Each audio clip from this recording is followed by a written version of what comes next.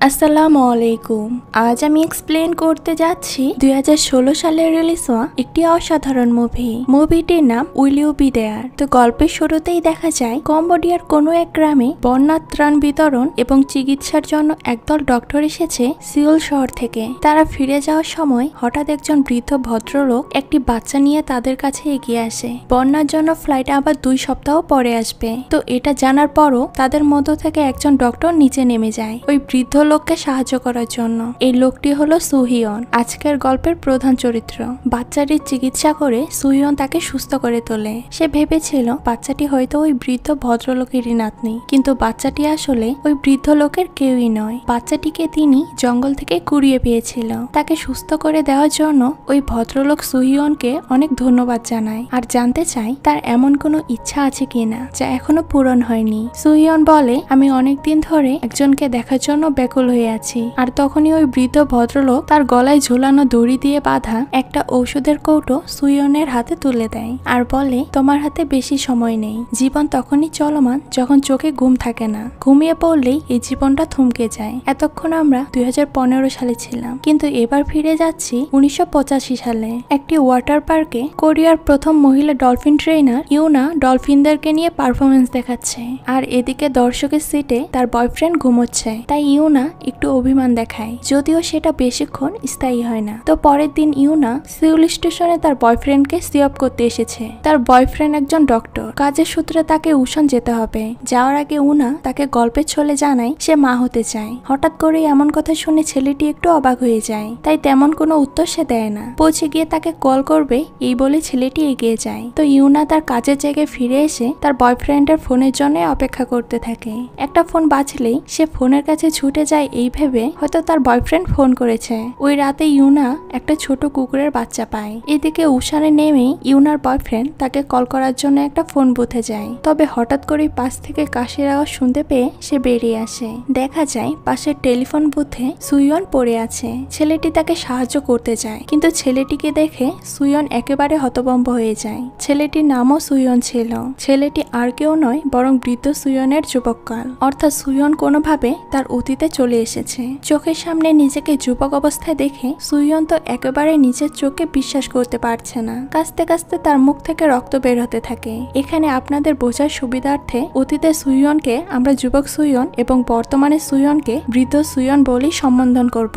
যুবক সুইয়ন নিজের পকেট থেকে একটা রুমাল বের করে তাকে দেয়। বৃদ্ধ সুইয়ন ছুটে পালিয়ে আসে সেখান থেকে। আর অতীতের সুইয়ন কিছুটা অবাক হয়ে যায়। তখনই তার মনে পড়েছে যে রুমালটা সে ওই লোককে দিয়েছে সেটা আসলে তার গার্লফ্রেন্ড উনা তাকে দিয়েছিল। তাই রুমালটা ফেরত নেওয়ার জন্যই সে তার পিছু নেয়। পরে থাকা রক্তের ছাপ দেখে এগোতে এগোতে সে এসে পৌঁছায় একটা পাবলিক টয়লেটের সামনে। সে টয়লেটের বাইরে থেকে ওই লোককে ডাকতে থাকে। তবে বৃদ্ধ সুইয়ন চোখ খুলে দেখে সে ফ্লাইটের ওয়াশরুমের মধ্যে পড়ে আছে। অনেকক্ষণ ধরে ভিতরে থাকায় এয়ার হোস্টেসরা তাকে বাইরে থেকে ডাক দিতে বাধ্য হয়। আসলে কম্বোডিয়ার ওই বৃদ্ধের দেওয়া ওষুধ থেকে সে একটা পিলস খেয়ে নিয়েছিল। বৃদ্ধ সুইয়ন ব্লাড ক্যান্সারে ভুগছে। সে যখন নিজের রিপোর্ট চেক করছিল তখন তার এক কলিগ সেখানে চলে আসে। নিজের অসুস্থতার কথা না জানিয়ে সে তাকে রিপোর্টটা দেখিয়ে জানতে চায় এই লোকটির হাতে আর কত সময় আছে। তার কলিগ জানায় ক্যান্সার লিভার পর্যন্ত ছড়িয়ে পড়েছে আর এই পেশেন্টের হাতে হয়তো টেনে টুনে 6 মাস সময় আছে। নিজের হাতে শুধু 6 মাস সময় রয়েছে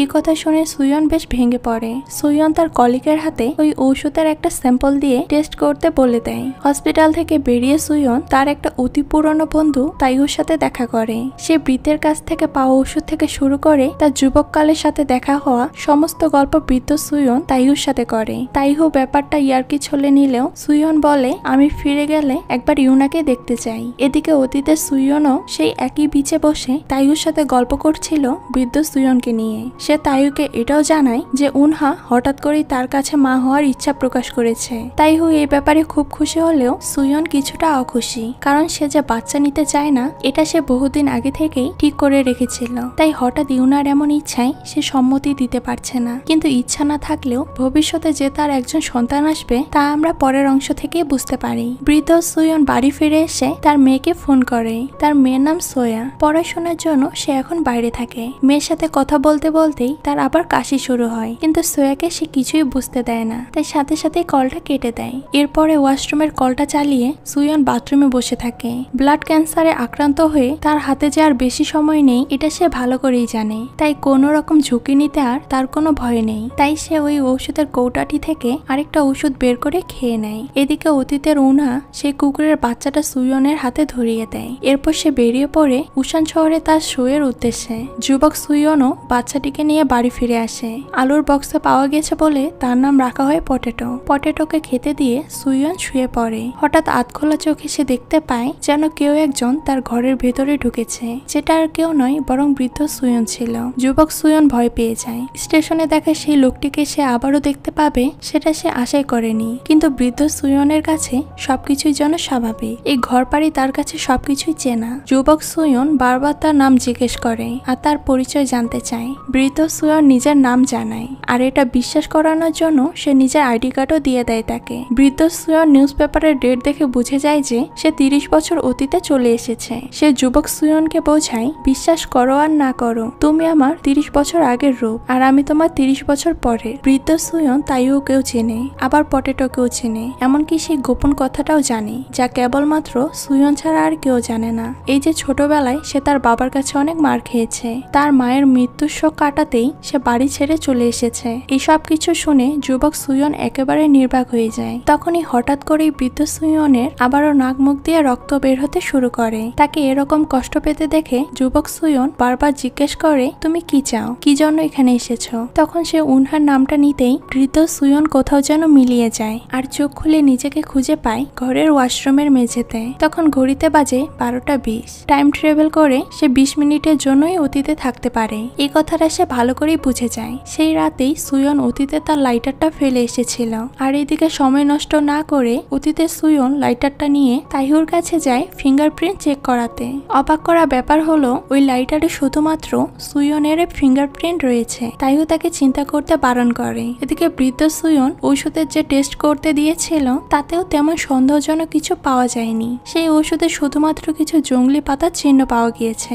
এদিকে যুবক সুয়ন ফিঙ্গারপ্রিন্ট একই দেখে প্রচন্ড অবাক হয়ে যায়। সে কিভাবে আবারও ওই বৃদ্ধের সাথে যোগাযোগ করবে তা বুঝে উঠতে না পেরে একটা প্ল্যান বানায়। একটা ট্যাটু পার্লারে গিয়ে হাতে ট্যাটু করিয়ে নেয়, যেখানে সে লিখে নেয় সে আবার দেখা করতে চায়। এই বার্তা বৃদ্ধ সুয়ন পর্যন্ত পৌঁছে যায়। তাই সাথে সাথেই সে ওই ওষুধটা খুঁজতে শুরু করে, কিন্তু কিছুতেই সে সেটা খুঁজে পায় না। আর অবশেষে যখন সে সেটা খুঁজে পায় তখন তার মেয়ে সোয়ার কল আসে। সোয়া বাড়ি ফিরে এসেছে।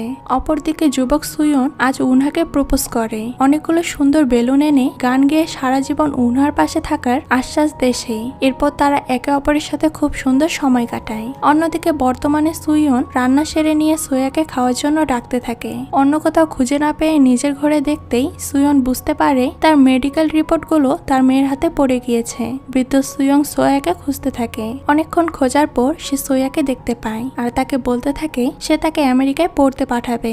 সেখানে ভালো মেডিকেল কলেজ রয়েছে আর তার মাও সেখানেই থাকে, কিন্তু সোয়া এতে রাজি হয় না। বেশি কথা না বাড়িয়ে সে খাবার খেয়ে উঠে চলে যায়। তো পরের দিন উনার শোতে এসে সুয়ন দেখতে পায় বৃদ্ধ সুয়ন এসে বসে রয়েছে, অর্থাৎ সুয়ন আবারও অতীতে এসেছে। সে তার পাশে গিয়ে বসে। তার ফেলে যাওয়া লাইটারটা ফেরত দিতে চাইছে, কিন্তু বৃদ্ধ সুয়ন সেটা তাকে রেখে দিতে বলে আর তার বদলে রুমাল নিজের কাছে রেখে দেয়। যুবক সুয়ন তার কাছে জানতে চায় ভবিষ্যতে কি সে ভালো ডক্টর হবে। বৃদ্ধ সুয়ন উত্তরে বলে, তুমি এখন থেকে অনেক ভালো ডক্টর। যুবক সুয়ন আরো জানতে চায় উনহা কি ভালো মা হতে পারবে, কিন্তু বৃদ্ধ সুয়ন তার এই কথায় কোনো সঠিক উত্তর দেয় না। সে নিচে নেমে আসে উনহাকে কাছ থেকে দেখার জন্য। 30 বছর পর উনহাকে তার চোখের সামনে দেখে সুয়নের কাছে যেন সময়টা একেবারে থমকে গিয়েছে। সে প্রাণ ভরে উনহাকে দেখতে থাকে, তবে তার কাছে সময় থমকে গেলেও সময়টা তো বাধা। তাই নিজের সময় শেষ হওয়ার আগেই বৃদ্ধ সুয়ন সেখান থেকে বেরিয়ে পড়ে। তাকে বেরিয়ে যেতে দেখে যুবক সুয়নও তার পিছু নেয়। তার কাছে জানতে চায় এখানে আসা আর তার আসল উদ্দেশ্যটা কি।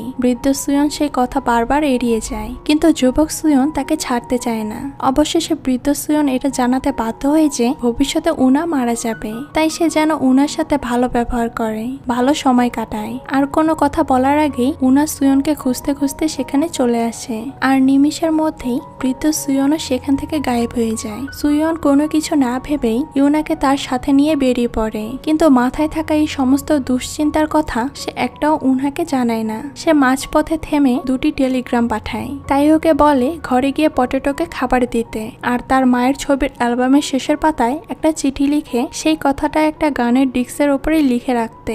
যুবক সুয়নের প্ল্যান অনুযায়ী তার বার্তা বৃদ্ধ সুয়ন পর্যন্ত পৌঁছে যায়। সে দেখতে পায় ডিস্কের উপরে লেখা রয়েছে তার মায়ের অ্যালবামের শেষ পাতাটা চেক করতে।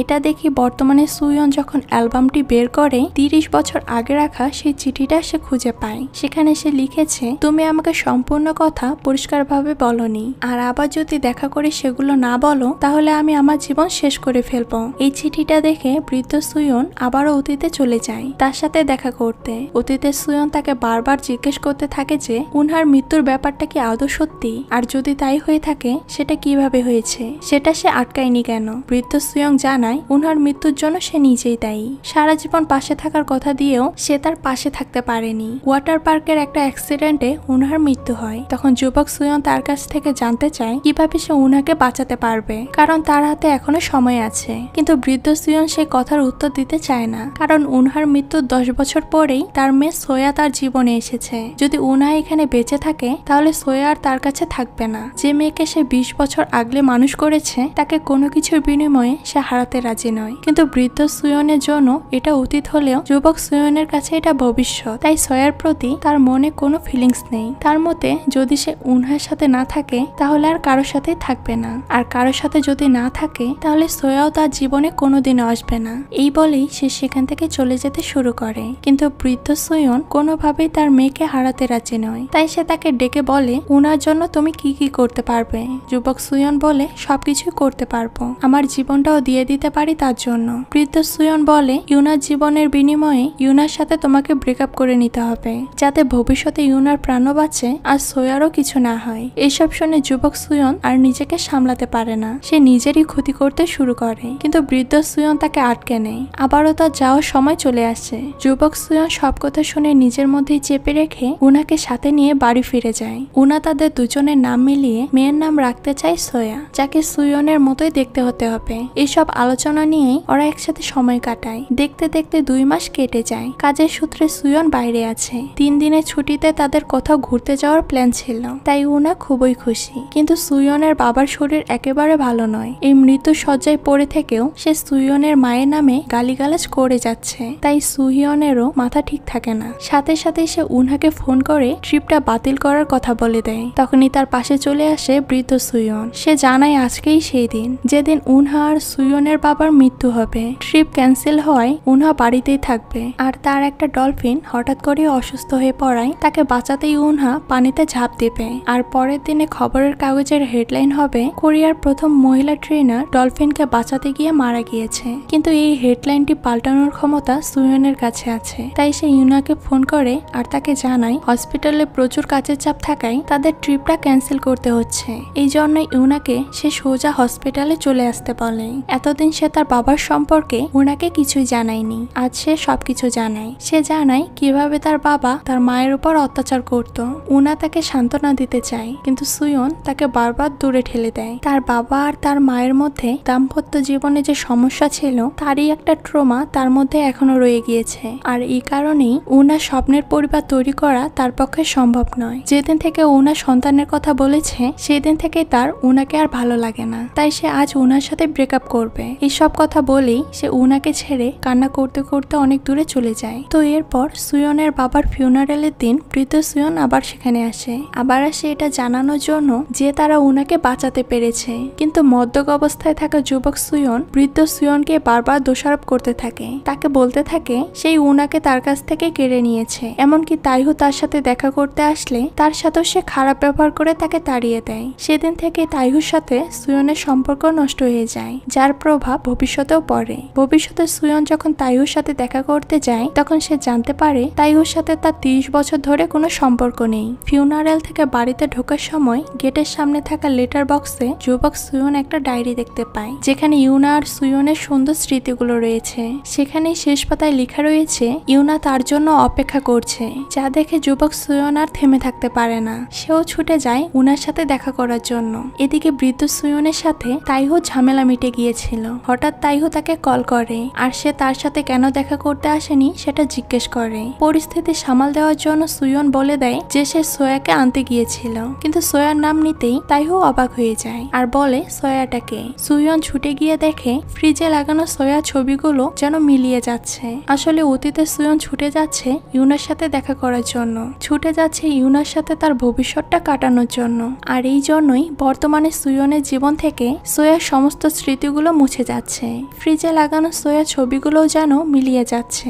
সাথে সাথেই সে ছুটে যায় ওই ওষুধগুলোর দিকে। অতীতে ঘন বৃষ্টি হচ্ছে আর তেমনি রাস্তায় চলছে অবাধে গাড়ি। সবকিছুকে অতিক্রম করে সুয়ন ছুটে যাচ্ছে ইউনার দিকে। তারা আবার এক জায়গায় হতে যাবে। ঠিক এমন সময় একটা গাড়ি এসে উনাকে সজোরে ধাক্কা মেরে চলে যায়। আর বর্তমানে সোয়ার স্মৃতিগুলো আবার জীবিত হয়ে ওঠে। সোয়া বাড়ি ফিরে দেখে তার বাবা ঘরে নেই। ল্যাপটপে খোলা রয়েছে অতীতের একটা খবর, যেখানে লেখা রয়েছে কোরিয়ার প্রথম মহিলা ট্রেনারের মৃত্যুর খবরটি। এইদিকে বৃদ্ধ সুয়ন হসপিটালে পুরনো রিপোর্টগুলো থেকে ইউনার রিপোর্টটি খুঁজে বের করে আর সেখানে দেখতে পায় ইউনার মাথায় রক্ত জমাট বেঁধে তার মৃত্যু হয়েছে। সময় নষ্ট না করে সে সাথে সাথে আবার ফিরে আসা অতীতে সমস্ত কথা যুবক সুয়নকে জানায় আর বলে ইউনার অপারেশন করতে হবে। যুবক সুয়ন বলে এটা অসম্ভব, এটা সম্ভব নয়। কিন্তু বৃদ্ধ সুয়ন জানায় এই সময় এটা সম্ভব না হলেও ভবিষ্যতে সেটা সম্ভব। আর সেই সার্জারি প্রসিডিওর সুয়ন জানে। যুবক সুয়ন এরকম ঝুঁকি নিতে ভয় পাচ্ছিল, কিন্তু বৃদ্ধ সুয়ন ঠিক করে বোঝাতেই সে রাজি হয়ে যায়। ভবিষ্যতে যে কলিগকে আমরা বৃদ্ধ সুয়নের সাথে দেখেছি তাকেই এই অপারেশনে সাহায্য করার জন্য ডাকা হয়। বর্তমানে সমস্ত কাজকে ফেলে রেখে বৃদ্ধ সুয়ন চেষ্টা চালিয়ে যাচ্ছে উনাকে তার কাছে ফিরিয়ে দেওয়ার জন্য। হসপিটালের অন্যান্য ডক্টররা এভাবে বিনা অনুমতিতে সার্জারি করাতে বাধা দেওয়ার চেষ্টা করতে থাকে, তবে তারা কোনো বাধা না মেনে সার্জারি চালাতে থাকে। বৃদ্ধ সুয়ন অসুস্থ হয়ে পড়ে, তাই অপারেশনের শেষটা যুবক সুয়নের হাতেই হয়। অপারেশন কমপ্লিট হয় আর উনাকে তার কাছে ফিরিয়ে দিয়ে বৃদ্ধ সুয়ন আবারও ফিরে যায়। বাস্তবে তার 3 দিন পরে জ্ঞান ফিরেছে। জ্ঞান ফিরতেই হসপিটালে উনার রিপোর্টটা খুলে দেখে সে বুঝতে পারে ব্রেনের যে ব্লাড পটটা ছিল সেটা বের করে নেয় উনা এখন ঠিক আছে, যা দেখে সুয়ন খুবই খুশি হয়। কোরিয়ার প্রথম মহিলা ট্রেনার সম্পর্কে জানতে পারার পর সয়া তার সম্পর্কে খুবই উৎসাহী হয়। তাই সে এখন কোথায় আছে, কি করছে, এই সমস্ত ব্যাপারে খোঁজ নেয়। সয়ার সাথে বৃদ্ধ সুয়নও 30 বছর পরের ইউনাকে প্রথমবারের মতো দেখতে পায়। অপারেশনের জন্য সে বেঁচে গেলেও কিছুটা সাইড ইফেক্ট তার পায়ে হয়ে গিয়েছে। সে ইউনাকে প্রাণ ভরে দেখতে থাকে। এরপর শেষবারের মতো সুয়নও আবারও যুবক সুয়নের সাথে দেখা করে। ইউনাকে যে তারা প্রাণে বাঁচাতে পেরেছে এটাই তাদের কাছে অনেক বড় সাফল্য। ভবিষ্যতে সবকিছু ঠিক হয়ে যাবে এটা আশ্বাস দিয়েই বৃদ্ধ সুয়নও বাতাসের সাথে মিলিয়ে যায়। যাওয়ার আগে সে আরো অনেক তথ্য দিয়ে যায়। 1994 সালে একটা একাডেমি কনফারেন্সে সুয়নের সাথে এক ভদ্রমহিলা দেখা হবে, যাকে প্রথম দেখাতেই তার ভালো লাগবে আর তার সাথে সময় কাটানোর পরেই সে তাকে বিয়ে করবে। আর সে মহিলাই হবে সোয়ার মা। বিয়ের 2 বছরের মধ্যেই সুয়নের জীবনে আসে তার মেয়ে সোয়া। দেখতে দেখতেই একটা একটা করে বছর পার হয় আর সোয়াকে সে নিজের হাতে তিলে তিলে বড় করে তোলে। এভাবেই অনেকটা বছর কেটে যায় আর এখন সোয়া তার বাবার বৃদ্ধ দশায় পাশে রয়েছে। সোয়া তার বাবার কাছে জানতে চায় যদি এমন হয় আমাদের কোনো কাছের মানুষকে আমাদের আবারও দেখতে ইচ্ছে করে কিন্তু তা আমরা দেখতে পাই না, তাহলে কি করব? উত্তরে সুয়ন বলে তাদের সাথে কাটানো ভালো মুহূর্তগুলোকে আমরা মনে করব।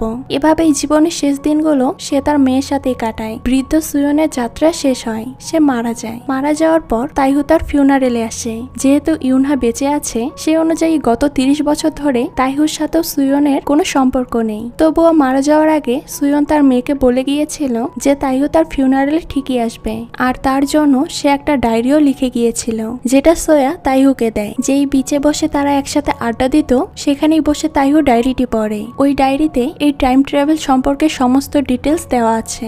লেখাগুলো পড়ে তাইহু ইউনার সাথে যোগাযোগ করে আর তাকেও এই ডায়েরিটা দেখায়। ইউনা ডায়েরিটি পড়তেই তারা দুজনেই অনেক অবাক হয়ে যায় আর তারা বুঝতে পারে কেন সুয়ন ইউনার সাথে থাকেনি, কেন ইউনাকে ছেড়ে চলে গিয়েছিল। ডায়েরির লেখা অনুযায়ী সুয়ন 9 বার টাইম ট্রাভেল করে অতীতে গিয়েছিল।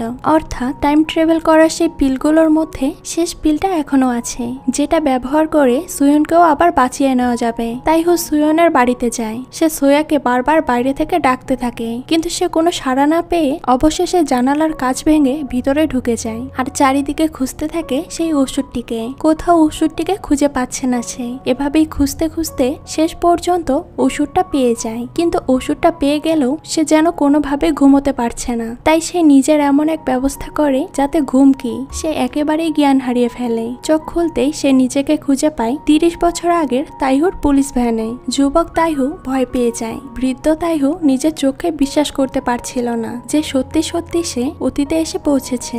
সে সত্যি 30 বছর পেছনে ফিরে ফিরে যেতে পেরেছে। কথা না বাড়িয়ে সে তাকে উসান স্টেশনে নিয়ে যেতে বলে। এরপর সে সেখানে যাওয়ার পর সুয়নকে দেখেই নিজের পরিচয় দেওয়ার আগেই যুবক সুয়নের হাত থেকে সিগারেটটা কেড়ে নিয়ে মাটিতে ফেলে দেয়। তাইহু তাকে সিগারেট খেতে মানা করে আর বলে 30 বছর পরে তারা আবার দেখা করবে। চোখের পলকের মধ্যে এই 30 বছর দেখতে দেখতে পার হয়ে যাবে। সে সমস্ত কথা ইউনাকে জানিয়েছে, তাই তারা সবাই মিলেই 30 বছর পরে সুয়নের জন্য অপেক্ষা করবে। এই বলে তাইহু সেখান থেকে বেরিয়ে আসে, কিন্তু চোখ খুলতেই তার মনে পড়ে যায় ক্যান্সারের কথাটা তো সে সুয়নকে বলেইনি। নিজের ভুলের জন্য সে নিজেকেই আঘাত করতে থাকে, কিন্তু সেদিন তাইহুর সেটুকু কথাই কাজে দিয়েছে। সেই কথা থেকেই সুয়ন বুঝতে পেরেছে তাকে সিগারেট খাওয়া ছাড়তে হবে, তাহলে সে ভবিষ্যতে ইউনাকে পাবে। আর সেদিন থেকেই সে ধূমপান ছেড়ে দিয়েছে। আর ফাইনালি ইউনারও অপেক্ষা শেষ হয়েছে। ঠিক 30 বছর আগে যেখানে যুবক অবস্থায় ইউনা আর সুয়ন একসাথে ঘুরে বেড়াতো, সেখানেই আবারও 30 বছর পর তাদের দেখা হয়। সময়, বছর, এমনকি বয়সটাও পাল্টেছে, কিন্তু একে অপরের প্রতি তাদের সেই অনুভূতিটা আজও একই রয়ে গিয়েছে। এক জীবনের অপেক্ষার পর তারা সবাই আবার এক হতে পেরেছে। আর এই সুন্দর দৃশ্যটির মধ্য দিয়েই এই মুভিটি এখানেই শেষ হয়ে যায়। তো এই মুভিটি আপনাদের কাছে কেমন লেগেছে সেটা কিন্তু অবশ্যই কমেন্ট করে জানাবেন। আজকে এই পর্যন্তই, দেখা হচ্ছে নতুন কোনো ভিডিওতে। সেই পর্যন্ত সবাই ভালো থাকবেন। আল্লাহ হাফেজ।